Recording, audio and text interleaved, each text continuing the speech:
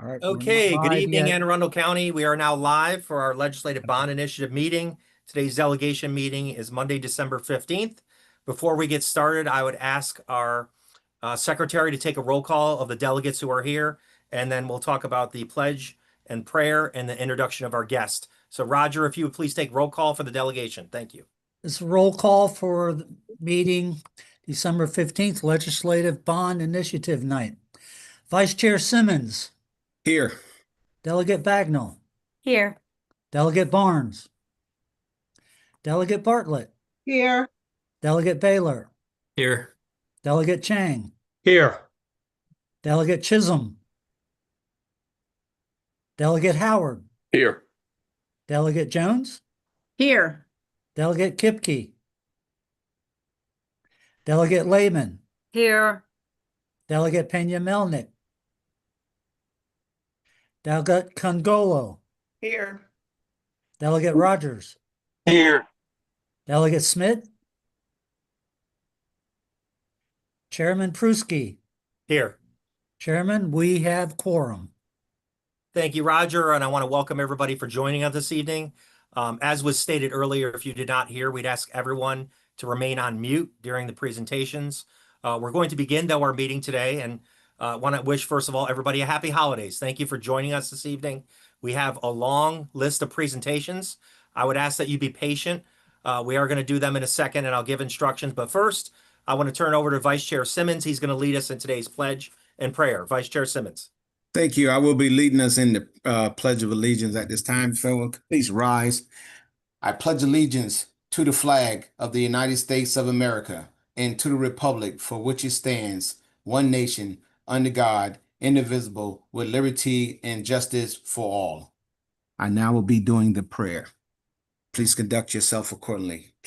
Bow your head. Heavenly Father, we come today, Lord, reflecting on a year of greatness, Lord, that you have provided for us, Lord. We thank you for allowing us to gather once again to provide services for our community, for our county, for those in need, Lord. We ask you to continue to strengthen us and guide us as we go about this year of 2026 in the legislative body, Lord. We ask that you touch each member and let them be reflected on the community for which they serve, and let them know that we are all here to do the duties of the people who have sent us here. Continue to watch over us. Keep us strong. Take care of our health. Lord, we ask that you continue to watch over us all the days of our life. Amen. Thank you, Vice Chair Simmons. And before we proceed with tonight's presentations, I do want to highlight, it looks like Senator Lamb and Senator Henson from the Anne Arundel delegation are joining us. I will let Jen and Roger let me know if any of the other senators join, but I did want to recognize them while we're here. And of course, we also have the Anne Arundel House delegation. Welcome, everybody. Happy holidays. And I want to thank everyone that came out to the Anne Arundel County Food Bank to volunteer or donate the past few weeks. I don't know if you know, we had a delegation event there, and I know others have done much, and we appreciate that. Certainly to help anybody, those in time and need, we appreciate that. So let me give instructions for this evening. This is a legislative bond initiative, so we'll hear from community groups. I will go in order. Roger, who's our secretary, put this in order, I believe, based upon who kind of contacted first. Also, presentations were sent to all delegates. We'd ask that the presenter not share the screen. Reason why is because of time. Other things you can certainly reference that the slides that were sent to us.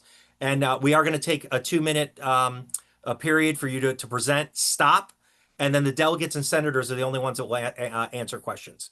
So you'll be prepared for that. Also, in addition, let me just add the way this process works, because I know a lot of people ask.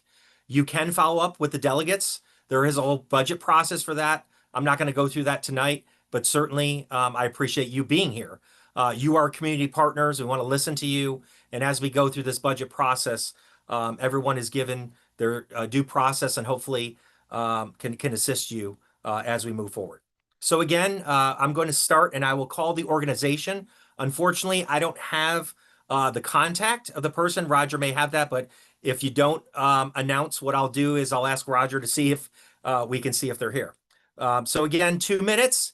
I believe you're going to hear a sound or an interruption or something that will go off by our secretary, and then we'll stop and have any questions. So thank you all for being here. Let's begin with our presenting organizations. The first group is the Good Dog Club. Representative from the Good Dog Club, if you would unmute and recognize that you're here. Hi, I'm Amber Lewis. Okay, Amber, welcome. And we'll start the clock once you get started here. You have 2 minutes. Thank you. Okay, fantastic. Can you hear me okay? Yes. Okay, wonderful. So I'm Amber Lewis, and I'm representing the Good Stay, keeping families and dogs together during medical crisis. So I like to start off with a story. So we had a client who was an older gentleman who suffered from a massive heart attack and multiple strokes. His constant companion, a large Rottweiler, had nowhere to go. And without these options, the dog would have been surrendered. My husband and I stepped in and we cared for the dog during recovery. And when the man was reunited with his dog, it was clear that this was more than just pet care. This was dignity, healing, and family preservation. Why the good dog exists. So the good dog is when families face serious medical crisis and pets are often the first casualty. So families are forced with the impossible choice of surrendering their dog in the most impossible moment. What we would like to do is provide temporary, high-quality dog care, crisis response to support families, guarantee the family is reunited for recovery when possible. And this is not an animal rescue. This is a crisis response support. Our commitment, so my husband and I, we purchased 10 acres in Davidsonville, and we have self-developed up until this point, self-funded up until this point, to the community and county standards, environmental standards. We have graded the entire 10-acre property ourselves with stormwater management, as well as a 52-car parking lot. Our request is $250,000 to finish the build out of the kennels for the stay for these dogs during their temporary stay with us, water and septic installation, and opening capital for the launch operations. Okay, Amber, could you please wrap up with maybe 1 or 2 sentences? Absolutely. So what this, why this matters is it prevents unnecessary pet surrender, reduces strain on our county shelters, and allows family to focus on recovery without the added trauma of leaving their pet. And I'm just ending with a safety net for families and a model for Maryland. Okay, thank you, Amber, and I appreciate you being here. We're going to now go to the delegates. If they have any questions for the presenter, if you would please raise your hand. I'll take a look and scroll through here, give the wait time as the good social studies teacher that I am. Okay, do I see any hands? Delegate Bartlett has her hand raised. Oh, okay, let's go to Delegate Bartlett. Thank you, Mr. Chair, and thank you, Amber, for your presentation. How long have you all been in business?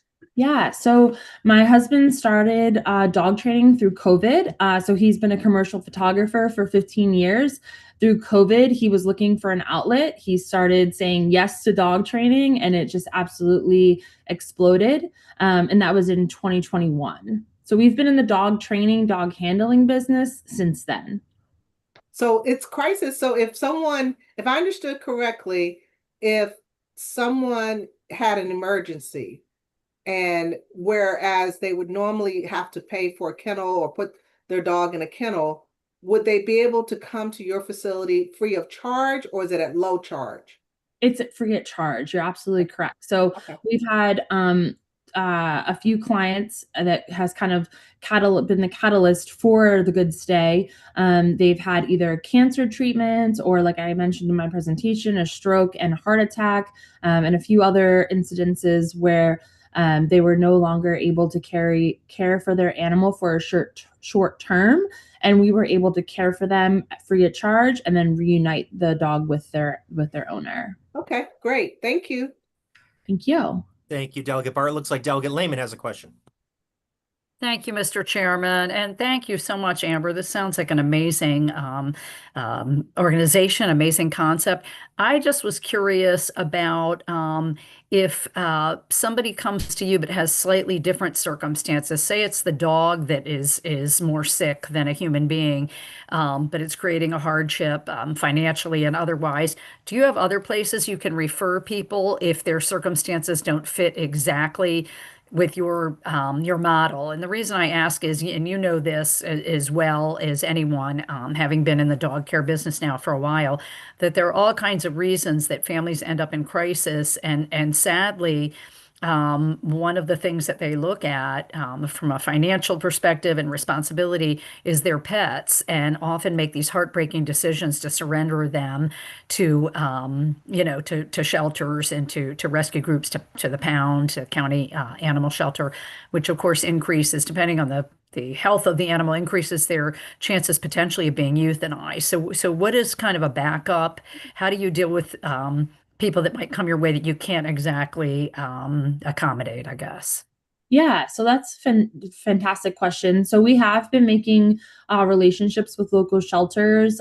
We've worked with variety of folks up and down the East Coast currently.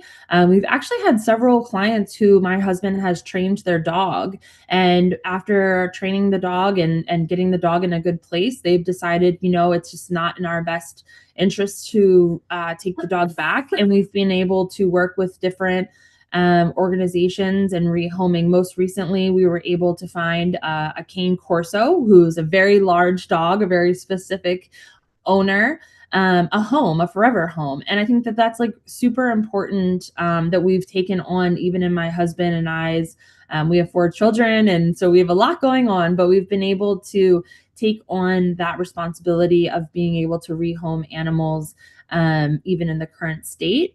I would like to put out that, as far as like if an animal needs medical care, my long-term vision would be making, relationships with local veterinarians, and kind of managing that from like how shelters do with potentially getting procedures compensated or donated or a reduced cost, and kind of making those relationships in the future. Thank you so much. Thank you, Mr. Chairman. Thank you. Thank you, Delegate Lehman, and I do not see any other hands. I'm going to give it one last time, just to make sure, because I have to scroll through 2 screens here. Okay, thank you again, Amber. If anybody has any questions, the delegation can reach out, and you certainly can reach out to individual members as well. Thank you for presenting. Absolutely. Thank you. Moving along, the Anne Arundel County Food Bank. I see Leah Paley's here, so I'll turn it over to her right away. Thank you. 2 minutes. Thank you so much, Mr. Chairman. Good evening, everybody. Leah Paley here with the Anne Arundel County Food Bank. I'll jump right to it. You have our slide deck. I wanted to start by just sharing our impact last year, and that really is the reason for the need. So over 4.3 million pounds of food distributed to over 570 individual instances of assistance. We're doing a lot of incredible work and in partnership with over 70 different nonprofits, civic groups, churches here in Anne Arundel County, and we need a new home. Why do we need a new home? For those who haven't been to the food bank, we are operating out of what is, or I should say was, the central kitchen for the hospital. It is an aging infrastructure. It's over 70 years old. We have so many inefficiencies, from high utility bills to illogical layout of rooms, low ceilings, and then space is just insufficient. I mean, if you've been out recently, we're busting at the seams. We're renting a trailer just to house the food. So we need more space and we need a more logical flow. I'm excited to share progress to date. Anne Arundel County government has actually committed just over 3.37 acres to the food bank to build a new facility on a parcel of land on the Crownsville Hospital property that actually houses what was the cafeteria for employees. So above ground remediation has already been completed. Demolition is scheduled to occur, and the county has graciously offered to pick up the bill for those things. We're currently engaged with Owners Rep Consulting for owners representation. We just signed a contract with Studio 343, and they'll be doing the architectural design. And then we're in negotiations for civil engineering. So things are happening. And what's the impact going to be? We're going to be able to distribute more food. We're going to do it more efficiently. We want to be able to redirect money saved on the utilities for purchasing more food. We're going to have more volunteer opportunities for folks in this new space. We're considering a greenhouse, a clean room where we can break down bulk purchasing. So thank you. Our request is for $400,000, and that's for the pre-construction and construction related costs of our facility. Thank you, Leah. You got that in just in time before I gave the warning. Thank you. Woo. I appreciate you presenting. I do want to open it up to delegates to see if they had any further questions for Leah. Looks like Delegate Bartlett. Hi, Leah. Good to see you. Quick question. You mentioned that you're going to open up for a civil engineer, I believe. What is the process with respect to reaching out to minority-owned businesses? So we actually have, so I'll just back up and say, at least for the civil engineer, we had submitted, excuse me, we had put out an RFP several months ago. So we're actually in the process of just going back and forth from contract negotiation. We used the owner's representative to help us identify potential vendors. So it was really just a matter of looking at some of the criteria that were most important to our organization. I mean, obviously, when we're looking at supporting locally owned as well as minority owned, those are tremendous and align very much with our values. So really, ultimately, where we landed is utilizing the expertise of the owner's rep consulting firm to help us identify architects and civil engineers that really align nicely with this project specifically. So I know that doesn't necessarily answer your question, but we were really leaning heavily on them to help us identify vendors that we could use for this project. I understand. Thank you. Thank you, Mr. Chair. Thank you, Delegate Bartlett. Let me check again to see if there's any other questions.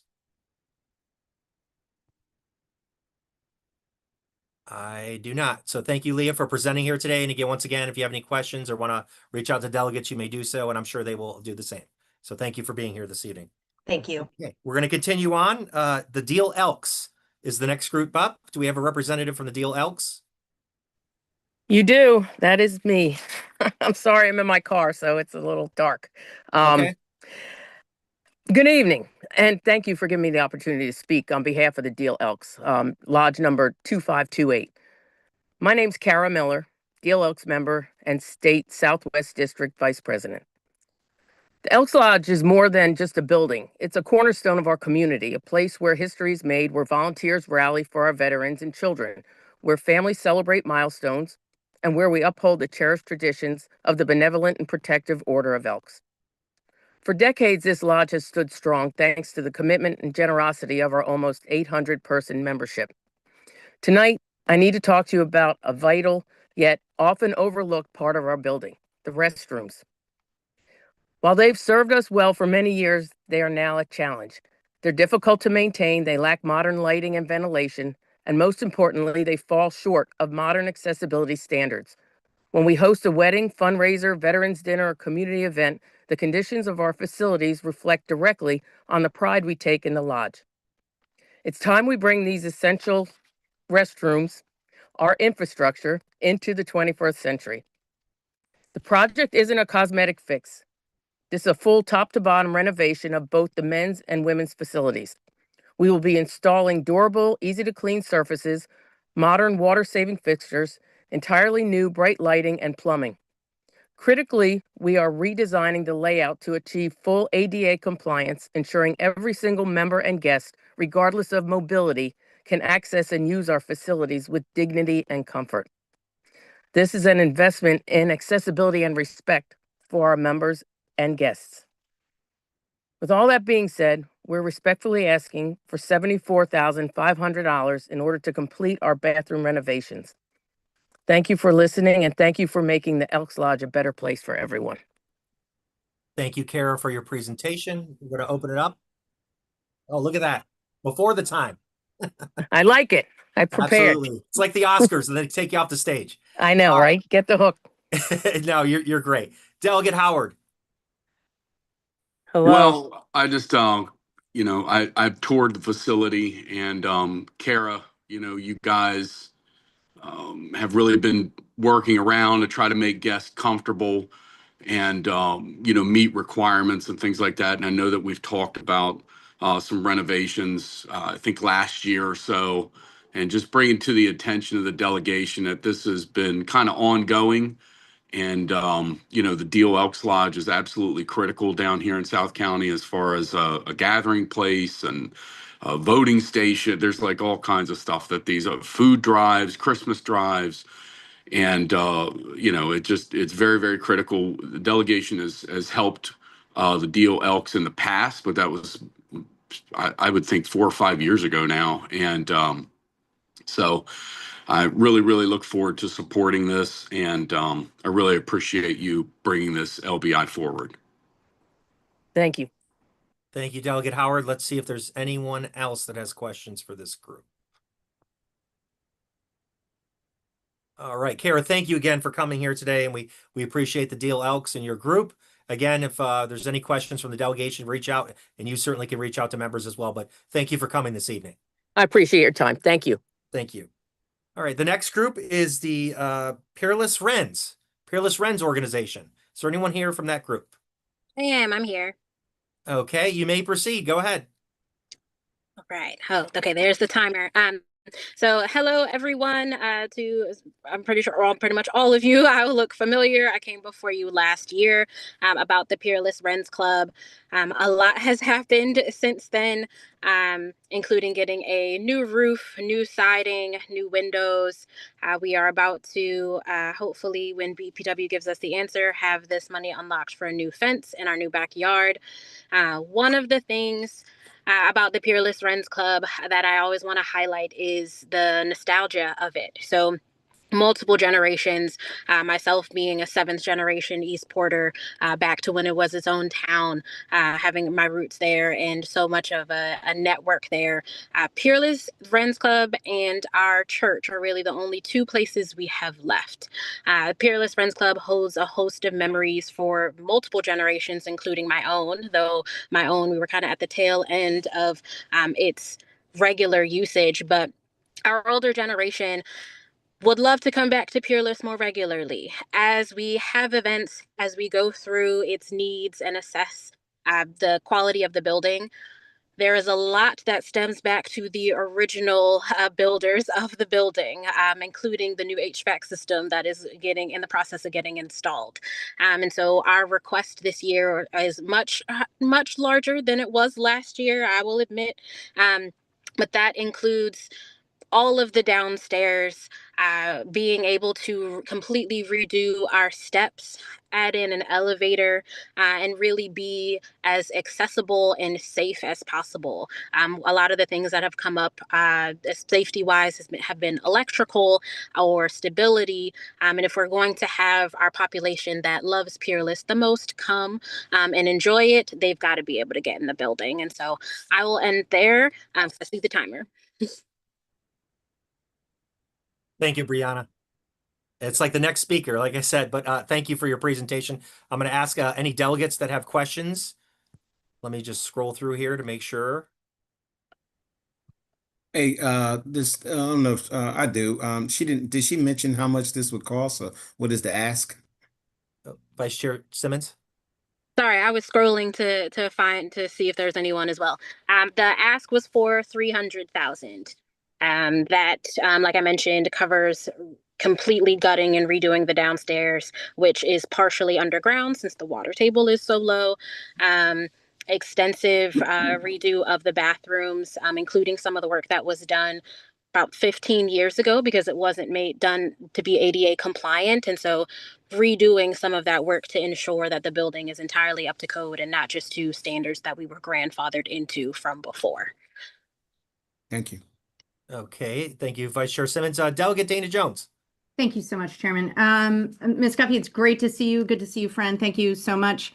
I see a lot of the items here have a lot to do with ADA compliance. So is it true? I see demolition replacement of ADA mobility for the front steps, landing, guardrails, and walkway because you have a 2nd floor entrance from the street. Is that right? Yes, so we have 2 floors. There's a stairwell on each side. Through the back side, you can only, once you enter into the building, there's steps on the back side too. So there's no ramp, or we've been working really hard to find a way to insert an elevator into there. But for a lot of our folks that have mobility aids, and especially with inclement weather like the snow and ice recently, it makes for a tricky place to maneuver and get into. Well, I see other ADA, for compliance, even entry and exit doors on here, so that so many who have loved this historic place, and it means so much to our community. So I thank you so much for bringing this before us. And Chairman, thank you so much. Thank you, Delegate Jones. And let me scroll through one more time to see if there's any other questions. I do not. Brianna, thank you again for coming here today. And as I repeat to everyone, if you have any questions or things you want to submit further, reach out to the delegates individually. And also, if you have anything else to share, we'll go through it. But thank you for presenting tonight. Absolutely. Thank you. I'll probably follow up to send some of the photos and videos of the compliance aspects. That'd be great. Thank you so much. Of course. Thank you. Yep. Have a good evening. You too. We're going to move along to Lithicum Ferndale Youth Association. Is there a representative here? Yes, I'm here. Okay, great. Good evening, Gary. Go ahead. Hi, my name is Gary Kurtz. I am the current soccer commissioner for Lithicum Ferndale Youth Athletic Association, which we abbreviate LFYAA. We formed in 1954, actually as a baseball organization. In 1977, we added in our soccer program. Since then, we've also added basketball and cricket. Together as a organization, we see roughly 1,500 kids per year from the Lithicum, Glen Burnie, Brooklyn Park, Ferndale area. I'm here tonight to see about funding $250,000 to put lights on our soccer field. So we currently play spring soccer and summer soccer on a field that's owned by Maryland Aviation Administration. They've leased us that field since 1993. We use it in the spring and in the summer, but in our fall, which is our big season, we have to use our baseball fields. So we actually use the outfields of baseball fields because we don't have any lights at our current soccer field. So when we go to the fall season, which is soccer's big season, we have to take the baseball fields from the baseball program so they can't continue to serve those children. And it's not ideal to play soccer on a baseball field. And we've been in talks with Maryland Aviation Administration about getting lights. They've given me the contact information for their lighting designer. So I've been in touch with their CNS engineers because the proximity to the airport, it takes special anti-glare and low pollution lighting because it is close to the airport. So I appreciate your time, and I tried to make it fast. I'm sorry. I'm a soccer coach, not a public speaker. That's okay, Gary. Maybe they can shut the timer off so I don't get the hook. But thank you for presenting here today. It looks like we do have a question from Vice Chair Simmons. How we doing, Gary? Just wanted to come on and thank y'all. I happen to be a former basketball coach for the organization. For LFIA? Yes, both my kids participate in the program, knowing the hard work that goes on there in the community. And also, my question is, do y'all have any relationship with the school there, and do y'all utilize that property as well? Yes, with Lindale Middle School. Funny enough, quick side note, I'm also the basketball treasurer, and at 7:30 tonight I have basketball practice. So yeah, we do use some of the Lindale space. We do share the stadium field with Andover. Well, technically Andover's rugby program takes it in the fall because the stadium in the back has lights, but their multi-purpose field and their two baseball fields don't have lights. So we have the same problem there in the fall as we do on our current soccer field, where there's no lights on those. They're talking about putting lights in, but we'll see if that happens. Sure. Hey, Gary, is that field owned by Parks and Recs or by Anne Arundel County Public Schools? Is that a private ownership of the field that y'all currently operate on? That is owned by the state of Maryland. It actually belongs to, well, I don't know if it's technically owned by the state. It's operated by MAA, Maryland Aviation Administration. So I guess it's owned by the state. So it's their property? Yes, okay, that's correct. All right, appreciate it. Thank you, Vice Chair Simmons. Delegate Rogers. Thank you, Chairman Pruski. I was just wondering if you looked at any other sources of funding in addition to, an LBI. We have not yet. We've started the process of fundraisers and seeing what kind of options we have available through other means. I've talked to our executive board about possible funding through there. It's hard. We're an entirely volunteer-run organization, so everybody is volunteer. So time is of the essence for us. It's worth a lot. Yeah, no, I just didn't know if you were within the 3 mile radius of the LDC because that may be another possibility for you. I have looked into that. The We're local just development outside of that council. for the casinos. Okay. Yeah, Yep. we're just a little too far away from Maryland Live, unfortunately. Okay. Thank you so much. Thank you. Thank you, Delegate Rogers. Let's see if there's anyone else. Well, Gary, thank you again for being here tonight. I canceled my back-to-ball practice because I had to be here, so I understand how it is. But thank you again for all you do for youth sports. Thank you. And again, the delegation, if you have anything, you can reach out to us, or if you want to share any additional information, we appreciate you being here today. Thank you very much. Thank you. Appreciate it. The Lighthouse is next. Do we have a representative from the Lighthouse? Yes, you do, Mr. Chairman. Thank you very much. Yep, please proceed. All right. Thank you, Mr. Chairman. Thank you, delegates. Good evening. My name is David Alt. I'm here on behalf of the Lighthouse, a homeless prevention support center. Since 1989, we've provided shelter, transitional housing, homelessness prevention and diversion, and critical support services to people experiencing or at the risk of experiencing homelessness in Anne Arundel County. At the core of our prevention and diversion work is the Lighthouse's Safe Harbor Resource Center. Complementing our residential shelter and workforce programming, Safe Harbor is a dedicated space for our community, offering no-cost, zero-barrier, essential day services such as hot showers, laundry, case management, eviction prevention, and rapid rehousing. Over the past 6 years, our work has had significant impact, and Safe Harbor alone has served over 5,000 households. Since 2020, the demand of our services has greatly increased and seems to have become the new normal. Our infrastructure simply cannot support the current number of clients being served. Our building is overcrowded with an aging and insufficient power supply, causing washers, dryers, phone, internet, and critical equipment to shut down during peak times. This is having a direct impact on meeting the community's needs. To address this critical need, we respectfully request $250,000 in capital funding to address essential upgrades, including expansion of our power supply, security upgrades such as cameras, HVAC improvements, additional laundry units, and renovations to expand the footprint of Safe Harbor. These improvements are not just about updating a building. They're about maintaining a lifeline for our most vulnerable neighbors and achieving a significant annual cost savings through greater energy efficiency. We urge you to support this vital community resource and keep the light on at the Lighthouse. Thank you very much. All right. Thank you, David. Hopefully we can shut the timer off. Let me see if there's any questions from the delegates.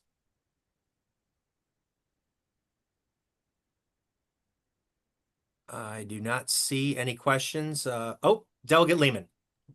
Thank you, Mr. Chairman, and glad to hear about the great work that Lighthouse is doing, David. Just curious if you accommodate or can accommodate only adults, men and women, just men, or families with children. What's the population that you're able to serve?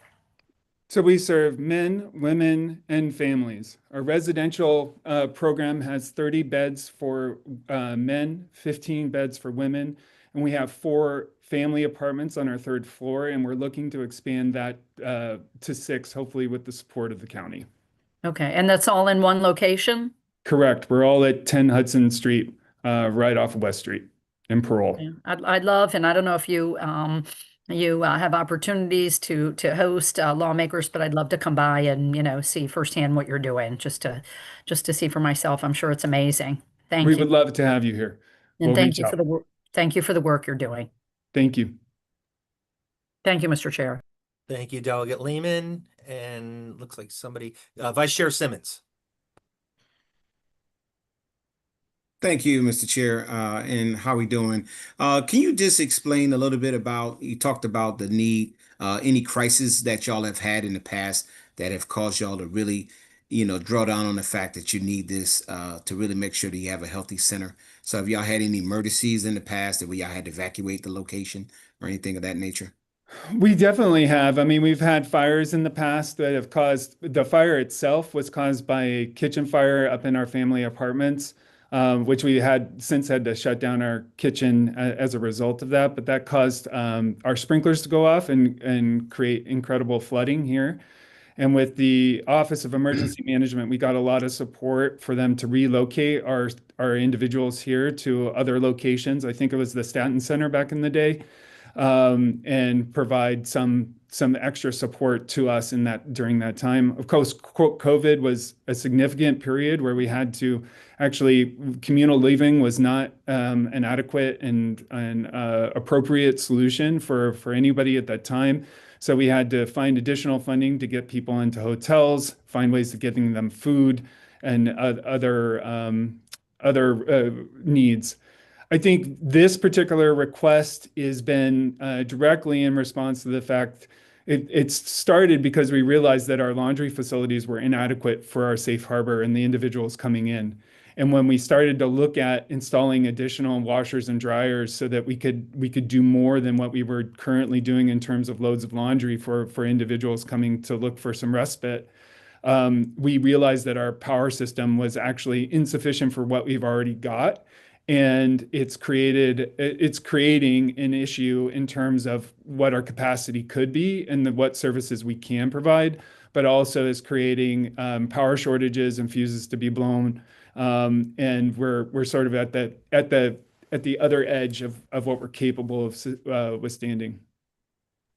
Thank you. Thank you. Any other questions for the Lighthouse and David? Thank you, David. Again, if you have any additional information, feel free to pass it on, and the delegates will reach out if they have any questions as well. But thank you for coming this evening, and thank you again for your services to the residents in Anne Arundel County. Thank you very much, Chairman. Thank you. We're going to move on now. We have Greg from the Odenton Heritage Society. Good evening, Greg. Whenever you're ready, we'll get the timer started. Thank you, Mr. Chairman. Good evening.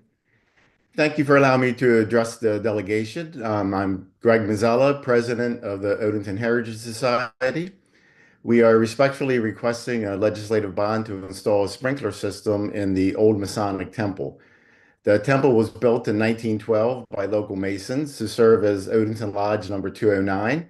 It was the centerpiece of the community when it was built, and 113 years later, it remains the centerpiece of the Odenton Historic Society district. OHS bought the building in 2001. In addition to modern facility and structural upgrades, we recently restored the front of the building to look as it did in 1912. It's listed on the National Register of Historic Places, and in 2025, the state of Maryland installed a roadside historic marker to commemorate the building's historical significance. The Masonic Temple is our main building, housing an administration, a community meeting hall, and our museum, which has a collection of 562 objects and maintains archives, photographs, maps, and artifacts that reflect everyday life in Odenton from the mid-1800s to the present. Over the years, we've studied the building's architecture and structure, discovering that it is constructed with balloon framing technique. And if you're not familiar, that means that there are long wall studs that run from the foundation to the roof, forming essentially chimneys within the walls. A building over 100 years old, constructed using balloon framing, would be engulfed in minutes, and local fire personnel would likely not have time to save the building and its contents. Losing this historic landmark in the museum collection would be devastating to the community as well as the historic community of the county and the state. Having a sprinkler system essentially places a fire personnel in every room. And while the OHS can operate and maintain the building, we cannot fund a sprinkler system without outside funding source. We have an estimate of $120,000, and we understand the importance of preserving history, and we appreciate your support for continuing that preservation. Thank you, everyone. Thank you, Greg. You got in before I gave you the warning. I appreciate that. I try and stick to the agenda and move on, but we do want to open it up for questions from anybody from the delegation. Any questions for Greg and the Odenton Heritage Society and their project? Delegate Bartlett. Thank you, Mr. Chair. Thank you, Greg, for your presentation. I understand the need for the sprinkler system, but with the sprinkler system comes the ability to damage some of the items that you have. Perhaps maybe are you all considering down the line getting some fiberglass cases or anything? So in the event you do have to use the sprinkler system, is that part of your plan? A lot of our objects in the museum are already encased in showcases, and the paper goods are protected in filing cabinets. And then a lot of our objects are, I don't know how to describe it, hard objects. So water wouldn't damage them, and it would be certainly more preferable to have them wet than burned. Great. Thank you. Thank you. I just wanted to make sure you all are on it. Thank you. Yeah, thank you. Thank you, Delegate Bartlett. Let me see if there's anyone else. Okay, I don't see any other hands. Greg, thank you again for presenting. If if you have additional information you want to send to the delegation, or they may reach out to you, please do so as a follow-up. But thank you again for what you do in Odenton and Anne Arundel County history. Appreciate it. Okay, we're going to move forward now to Maryland Hall. Do we have a representative from Maryland Hall? Yes, I'm here. Jackie Coleman, Executive. Yes, Jackie. Hey, wonderful. Thank you so much, Chairman, for hearing our conversation tonight, and to the rest of the delegates. Maryland Hall for the Creative Arts is grateful for the long-standing support of the state of Maryland. Support from the state has served as a tremendous opportunity for us to leverage more than $6 million in private philanthropy. We are nearing the completion of a decade-long, multi-million-dollar capital campaign culminating in Act 3, The Hall is Home. Act 3 has been focused on the building systems, such as the installation of high-efficiency HVAC and other elements to contribute to the long-term sustainability of the facility and enhance the experience of the more than 100,000 patrons and students who walk through our doors each year. The other focus of Act 3 is upgrading the Bowen Theater space, which includes an acoustical ceiling that will allow for programming in 2 of our theatrical spaces simultaneously. This will allow us the opportunity to double the occupancy for community use. We've recently received an additional $250,000 match from a private donor that has enabled us to increase our Act 3 goal to $9 million that will allow us to complete the full renovations of the Bowen Theater. I want to thank you again for your support in making Maryland Hall a regional cultural and arts hub. This $250,000 request will cap a decade and more than $20 million invested into the organization and building. Thank you so much. Thank you, Jackie. I appreciate it. Let me open it up to delegates to see if they have any questions.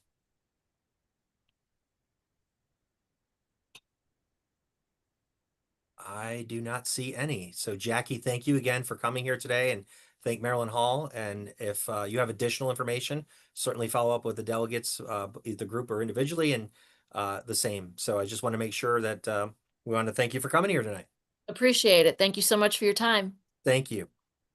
Okay, moving on, we have the Johns Hopkins House. Do we have a representative from Johns Hopkins House? Yes, I'm here. So Okay. good evening, delegates. My name is Don Bailey. I'm the president of the Friends of Historic Johns Hopkins House. When I mention Johns Hopkins, we're all familiar with the name, of course. We think of Johns Hopkins Hospital and University, which he was a founder of. However, there's a great historic site right here in Gambrills. While Whitehall, John Hopkins' birthplace and childhood home, is where he spent a large portion of his life. This property was originally a land grant of 1,800 acres given to Jerome White in 1665. Gerard Hopkins bought the property in 1714, and the family lived there until 1910, 196 years. The house is of national importance as well as local and county history, because of the fact that the family is tied to it and the architecture of the building itself. We're asking for your support with this monumental task. We struggle to find any kind of grant money that is available for acquisition of the property. There are a lot of grants out there for restoration, and that's what we're hoping to do. We're looking for someone to take the purchase and then rent it or lease it to us as the nonprofit group that we are in order to restore and then create a small community center where programming will focus on the arts, music, history, and education. The family also released their slaves, and they did have enslaved on the property, but it released them in 1778, 86 years before Maryland did. We hope to be able to celebrate that with some different ways of recognizing those folks that did that. We do have names of all of the enslaved that were there, and we are currently starting into the process of trying to find descendants.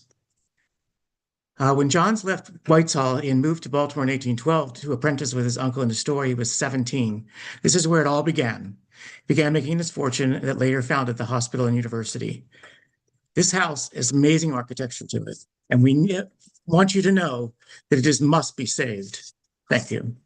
Thank you, Donald. Appreciate you presenting here today. Let me open it up to the delegates. Are there any questions for Donald in the Johns Hopkins house?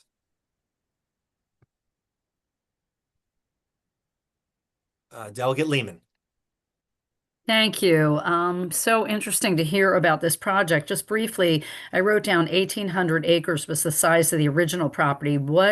How much is left now, and what is the what are you asking for? What is the asking price of the property, and what are you asking for in terms of an LBI? So their acreage is about 14 acres, which we consider a big open green space here in Anne Arundel County, especially in the Crofton area, where that's very limited. So we want to preserve that and make that into some parkland with a lot of little small vignettes around that will tell the history of the property. But then we'd also eventually like to put in like a piece of playground equipment so that families will come even when the house is not open. I probably have the biggest ask of the night. It is currently on the market from the realtor who bought it sight unseen for $1.4 million. He did come down. I almost had a private buyer, and he did come down to 1.3 with them, but that's pretty much what I think he's going to stick to. It's pretty much way above the current value. Value is about 980. So I need somebody who can work with us to do some strong arm negotiations with him. To be able to do So he that. has priced it, you're saying, above market value. Yes. Yes. And your goal is to purchase the entire 14 acres. Yes. Okay. One of his things was he thought when he bought it, he could subdivide and build houses on the property. Right. He cannot do that. The county will not approve that. There's too much density in the Crofton area already. So whoever buys it has to buy the 14 acres and keep it intact, which is perfect for us. I see. Thank you. Thank you. That's very helpful. You're welcome. Thank you, Mr. You're Chair. welcome. Thank you, Delegate Lehman. Any other questions? All right. Thank you, Donald. I appreciate you presenting today on the Hopkins House. And if you have additional information, please send it. And Will do. the delegates they can also reach out to you. Thank you. Great. Thank you. Great. Moving along, Anne Arundel County Public Library. I think I saw Christine here somewhere. So I'm here And today. Oh, okay. We have Skip and Christine. So I'll let you guys choose, but we're going to 2 minutes. Thank you, Chair Prusky. Okay, so let's see. We build stronger communities. I know you have the list of things, the slides. I've got 3 asks today. The total ask is around $400,000. I want to start with study pods or privacy pods at all of our libraries. We have some. Our first one went in at Maryland City Library. This provides space that is private space for telehealth appointments, Zoom calls, all kinds of meetings. The ask for that is $98,000 to purchase additional pods, several of them. Second ask is for signage at libraries, at most of our libraries. We don't have lighting so that people can see that it's a library at night. And many of our libraries, such as you see in the slide on the Crofton Library, have no sign at all about the library. The Odenton Library is kind of the worst of all in that it's really hidden, and we hope to get some well-lit signage there. This ask is $112,000. And then finally, we are in the midst of doing about a $500,000 project at the Severna Park Library. Some of you may have heard of Hugh's Corner for Hugh Nye, the young child who died tragically, but whose parents have created a basically a fundraiser that has brought in a good bit of money to our library foundation. We're asking for a full renovation, not just Hughes Corner, for $200,000. And with that, I'll take questions. Thank you for your presentation. Any delegates have questions for Skip regarding his requests? Delegate Bartlett. I'll be really quickly. Hi, Skip. Good to see you. Hello, Delegate Bartlett. I'm over here. Hey. Yes, I see. Hi. Yep, good to see you. I just wanted to know, with respect to, oh no, actually, I just answered my own question. That's okay. I just answered. Sorry, Mr. Chair. I was going to ask if you had asked for funding for from the racetrack, but you've already got it at Maryland City, the pods. So I don't know. I guess my question is, have you requested funding through the LDC perhaps for any library near there? I believe we got funding from the LDC for one at Severn, I believe. I should also mention, this is the first time we have ever asked for a local bond initiative. So we're very much hoping that that this can come forward to fund all three of these projects. And I did hear today from Delegate Bagnall that she's interested in sponsoring the Severna Park project. So we thank you for that, Delegate Bagnall. Thank you. Delegate Bartlett, you good? Okay. And Delegate Bartlett, I have to say that's the easiest question I've ever answered. All right, Delegate Lehman. Thank you, Mr. Chairman. That is a really interesting ask, Mr. Ald, the whole way around. But what really intrigues me is your telehealth funding request. That seems like a great concept. Are other library systems doing that? Do you know, providing that kind of space for folks who need that? Because this is the first I've heard of that, and I think it's an excellent idea. I'm just curious if any other library systems around the state are doing similar. There are different libraries that are doing that all around both. I'm not sure about Prince George's or Howard counties, whether they've done this specific thing, but all of the library spaces that are collaborative study room type spaces are available for telehealth. This isn't just telehealth, but that's a primary reason that we have this. I mean, there can be discussions with attorneys, there can be small business meetings, one-on-one kind of thing.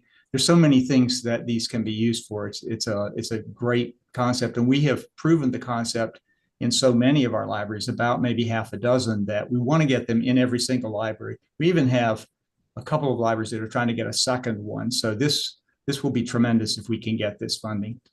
And quick follow-up, Mr. Chair, I was just curious, what will the 98,000 get you, Skip, in terms of an expansion? How many more locations would you be able to do this in? Let me double check that real quick. They cost roughly $14,000 a piece. I think we're looking at about 10 when we're all complete. I think that's about right. I closed out my slide deck, so I don't have it right in front of me, but it is listed on the slide deck. You'll see, well, we use acronyms for our libraries. Like, for example, MDC means Maryland City. And so there's about 6 or 8 of them that we would get for this. Great. Thank you. Great concept. I appreciate it. Thank you, Mr. Chair. Thank you. And Delegate Chair. Jones.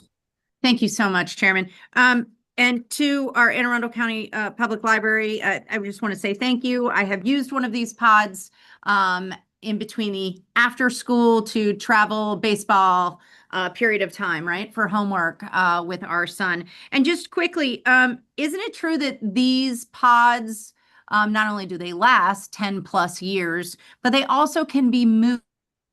Yes, they can be moved. Like, for example, at the Glen Burnie Library, one of your libraries.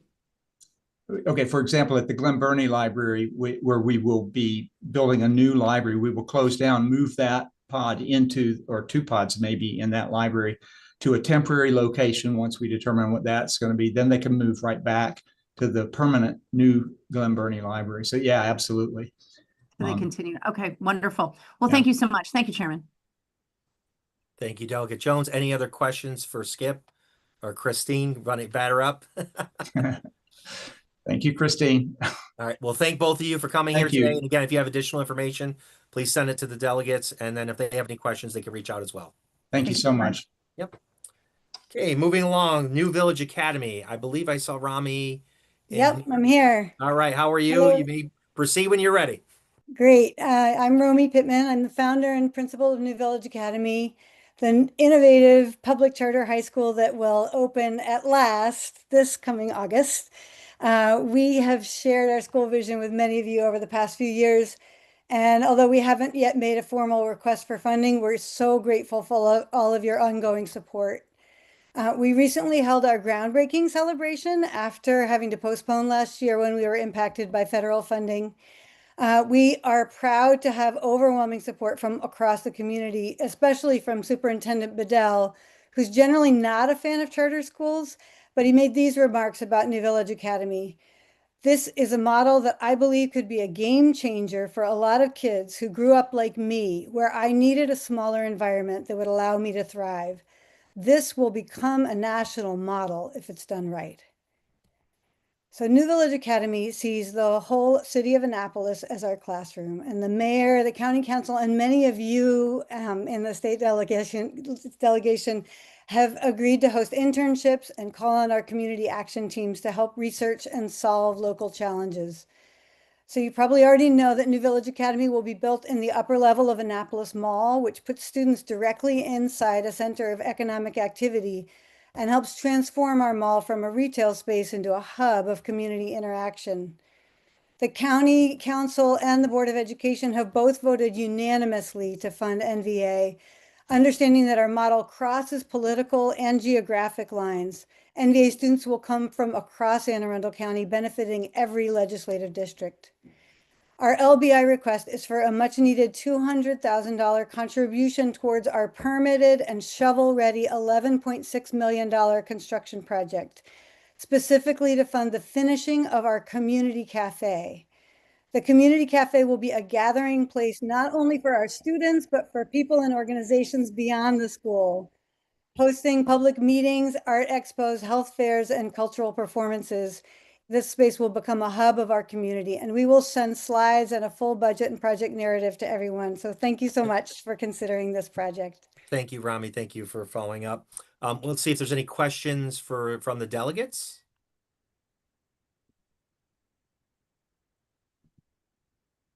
Okay, I do not see any questions, but as I said to the other presenters, thank you for being here today. If you do have slides or additional information, please send it on. And then if they have questions, they will also reach out to you. And we thank you for coming here today. Great. Thank you so much, everybody. Thank you. Moving along, we have the historic Goshen Farm. Do we have a representative from Goshen Farm here? Yes, Jim Broski. Okay. Please Good go ahead. evening. Yeah, sure. Good evening. My name is Eric Wallace. I'm here on behalf of the Goshen Farm Preservation Society. We respectively request FY26 bond bill support for foundation stabilization and exterior restoration of the Goshen Farmhouse located in Cape St. Clair, Maryland, constructed around 1783. One of the most significant remaining colonial farmhouses in Anne Arundel County. Goshen Farm is not a single-use historic site. It's a 23-acre public education site on Anne Arundel County public school property. We serve around 3,000 plus students, volunteers, and residents annually, and at no cost to Anne Arundel County public schools. Goshen Farm has a 25-year lease with AACPS to provide stewardship of the land and restoration of historical structures through 2049. Goshen Farm has been described by the county as one of the most significant historical resources of its kind, and by Anne Arundel County Public School Superintendent as an oasis in the middle of development. The state has already invested wisely. Prior bond bills helped to clean up the farmhouse site, remove hazardous materials, engineer for stabilization of the foundation, correct existing drainage problems, and stabilize and restore 2 chimneys and 4 fireplaces, saving the structure's core. However, without the completion of foundation stabilization and permanent windows and floors, that investment remains at risk. Weather intrusion is the single greatest threat to historic structures, and this request finishes what the state has already started. We're requesting $80,000 to complete phase 2, which includes installation of 22 historical accurate windows, shutters, and 3 exterior doors, as well as close out the remaining foundation stabilization work that's in progress. This will make the farmhouse fully weather-tight for the first time in decades, immediately protecting state investment and positioning the site for interior restoration and public access. On behalf of our volunteers, students, and community partners, we respectfully ask for your support to finish this phase and protect Maryland's investment in Goshen Farm. Thank you, Eric. Right in at the time. I appreciate it. We're going to open it up to delegates to see if they have any questions regarding your project.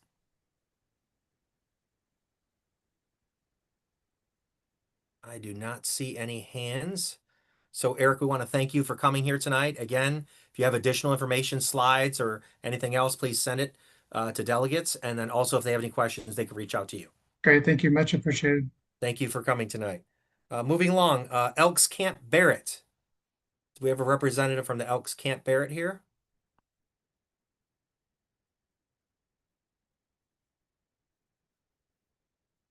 Okay, please give me a moment because I'll turn to Roger to see if they confirmed. They confirmed with Charlie. Yeah, I think Charles Spadone is on the call. Okay. Charles, can you hear us? I think you have to unmute, Charles. We can see you, but we can't hear you. Can you hear me now? Yes, we can, Charles. You got Yes. 2 minutes. Please proceed. Thank you. Okay. Elks Camp Air is requesting 100,000 of 175,000 to modernize our electrical grid to meet unanticipated and unplanned for changes in codes and regulations. We are obtaining the rest from other sources. ECB is an ACA accredited camp serving young people from all backgrounds.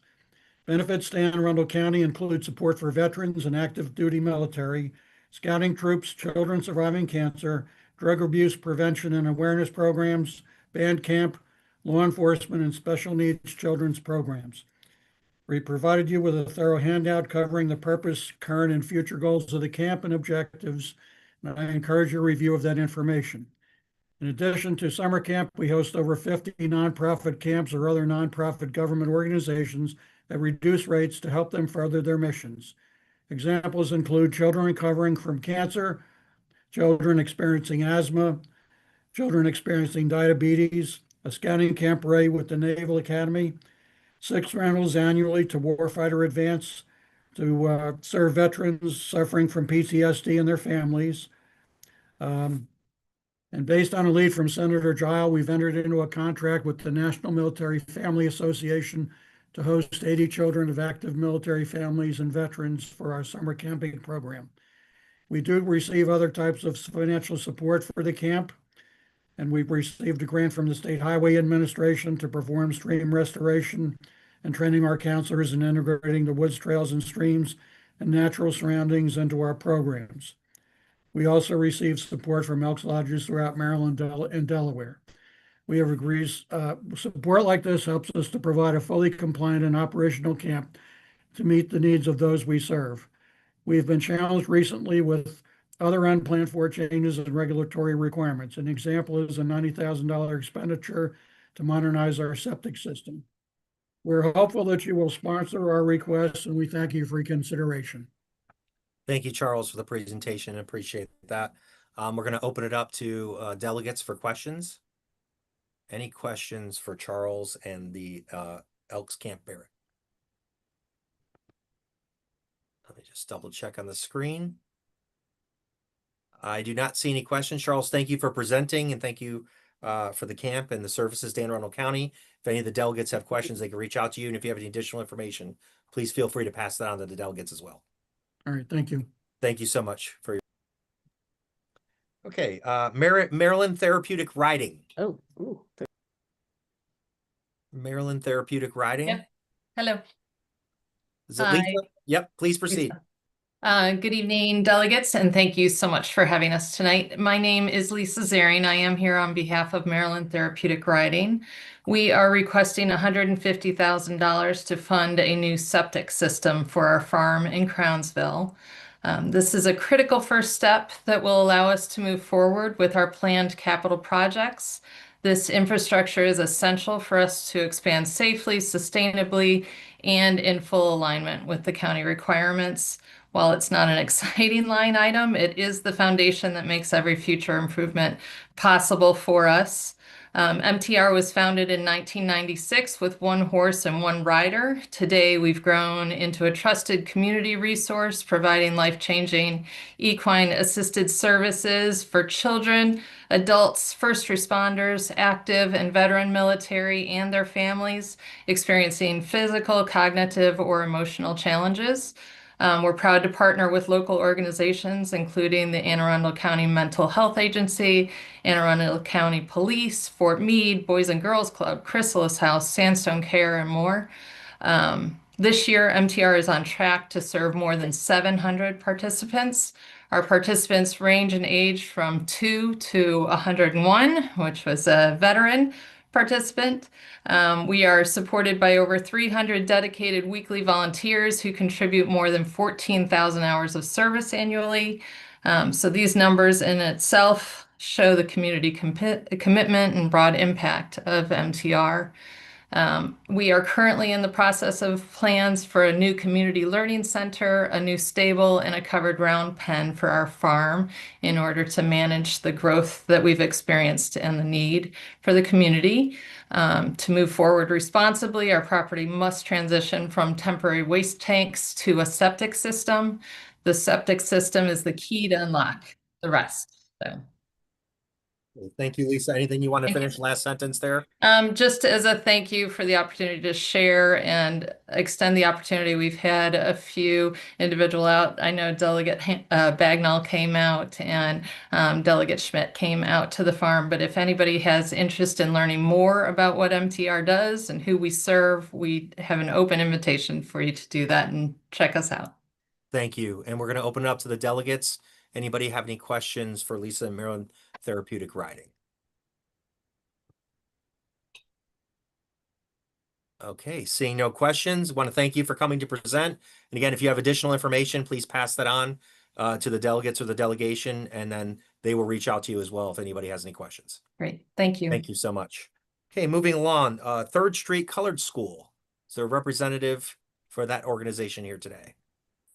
Good evening, Chair. Good evening, delegation. My name is Joyce Price Jones, and I am currently the Commodore of the Seafarers Yacht Club, the first woman to hold that position in the 66 years of existence. I'm here to request on behalf of our organization $150,000 capital funding to replace major components in our building, such as the HVAC system, the water heater, flooring, ADA compliant bathrooms, and insulating the building. I wanted to share with you a little bit about who we are and what we do. With our foundation arm of the Seafarers, it's called Seafarers Foundation Incorporated. We support underserved youth, families, and seniors through maritime education, water safety instruction, and community service. Together, we build skills, confidence, and opportunity across generations. The Seafarers Yacht Club stands as one of Annapolis's treasured historic institutions. We were founded in 1959 during an era when access to boating and water spaces were non-existent to Black boaters. Our clubhouse, built in 1918, serves as a historic landmark for what once was the 3rd Street School for colored children, the only Eastport Elementary School for African American students to attend. And we have become a community anchor on the Chesapeake Bay. What we do is we run a summer youth program for over 20 years and served more than 1,100 students who have participated in learning about drowning prevention, water safety, along with chess, STEM education, and leadership development, giving young people tools they need to succeed and become leaders. We are also proud sponsors of the Boy Scouts of America Sea Scouts program, where youth learn boating safety, navigation, environmental stewardship, and leadership. And the other program we have is our Thanksgiving program, helping seniors. And this year we provided 100 seniors with grocery gift cards of $100 to address hunger. Thank you, Joyce. I appreciate it. And your presentation, we're going to open it up to the delegates to see if we have any questions for you and your organization.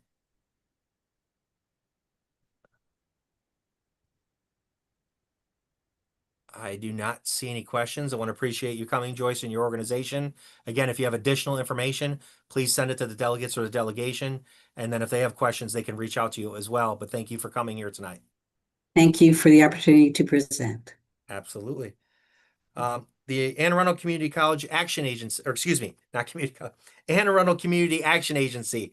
I believe I saw Cheryl Steen Fairley, or was there somebody else representing them? Once again, Anne Arundel Community Action Agency. Yes, my name is Umu Thomas, and I did see Dr. Fairley on the line, but I will certainly start. Yeah, Dr. Fairley's still muted, Chairman. Oh, okay. Did either one of you want to start or present? Absolutely. Dr. Fairley, did you want to go? Didn't matter. I just wanted to make sure we had the right person. Yes, I'm here. Okay. I'm Charlotte Steen Fairley, the CEO of Anne Arundel County Community Action Agency, the designated anti-poverty agency for Anne Arundel County. We serve the entire county with 6 programs utilizing the 2-generation whole family approach, and we serve over 30,000 individuals and families annually. I've asked Dr. Thomas to come and join me on this presentation because she's our grant manager, and she could probably give you better information in terms of our ask. Dr. Thomas, would you? Yes, again, in 1964, our Community Action Agency was put together through the Economic Opportunity Act. And we have awesome outcomes every year. As she mentioned, 30,000 individuals served. And FY25, we did 39,134 individuals received assistance to preventing poverty barriers to self-sufficiency.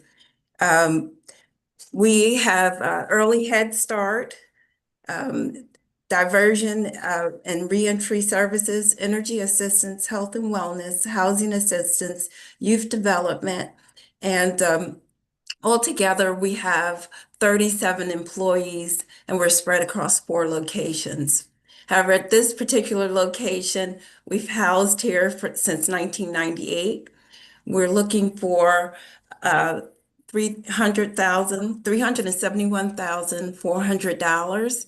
This is for a roof replacement that will help us to become energy efficient, stop with heat loss and seal in air, ADA lift and elevator, and that's all that we have for that ask. Thank you, Dr. Fairley. Dr. Thomas, I appreciate you coming this evening. Let me ask any of the delegates if they have any questions regarding your request. We'll open that up. I do not see any questions, so I want to thank both of you for coming this evening. Again, as I told the other presenters, if you have some additional information, please send on the delegates or the delegation, and I'm sure they can reach out to you as well if they have requests or questions regarding of what you said here this evening. So thank you for coming. Thank you for the opportunity. Absolutely.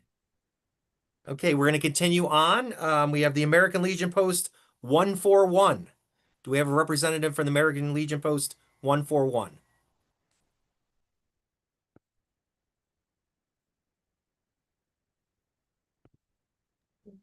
Okay, this is where I go to Roger, the secretary, to see maybe somebody's here, but they're unaware. We have Gunny out there. I believe I saw him earlier. He's muted. I see him on there. Okay. I see Gunny's iPhone. Gunny, if you could unmute. Unmute. We can see you, but we can't hear you. We need you to unmute.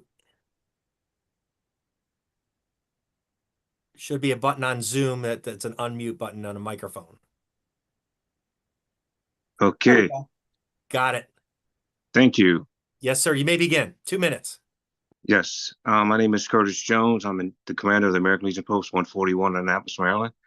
And I'm here to request $250,000. And that's for capital improvements for the building at 1707 Forest Drive. We would like to upgrade our bathrooms to bring them up to ADA standards and also up to code.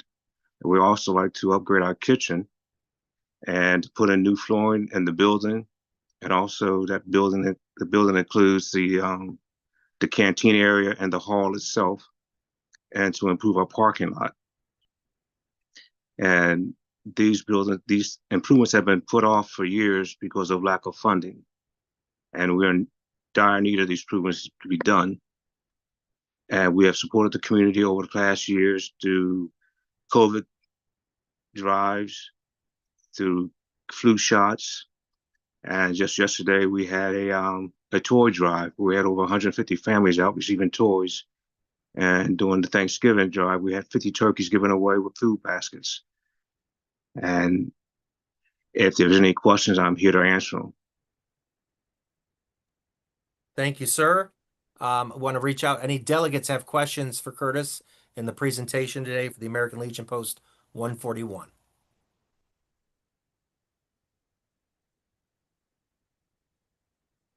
All right, I do not see any questions. Curtis, again, if you have additional information you want to send it to the delegates or the delegation. And also, if they have questions, they will reach out to you. We appreciate all that you do at the Post, and thank you again for presenting here tonight. Thank you for having me. Thank you. It looks like we have Early Heights Volunteer Fire Department. I think I saw Chief Crawford earlier. Yep, I'm on here. Thanks. I appreciate it, Delegate Pruski. Hopefully you can hear me. I can, sir. Go ahead. 2 minutes. Real good. Real quick. I'll make mine quick. We've been on the this building project. We're getting closer. We're asking for $250,000 for this year. We just finally got the sewer system pulled over and the pump in. As you can see, if you're driven by the station, BGE is back out again because that was half the problem. The lines were mismarked and took about a year to just get the sewer system so we can start construction. So we're close. The delegation has been fantastic to us in the past. I hope that once again they would consider our request, and we're moving forward. We're the fourth or fifth busiest fire company in Anne Arundel County, and as you know, we've also been designated as a FEMA response now because of the vehicle that we have, and that's nationwide. And we appreciate once again the delegation for that. And that is it. All right, thank you, Chief Crawford. Let's ask if anybody has any questions for the Early Heights Volunteer Fire Department and their request.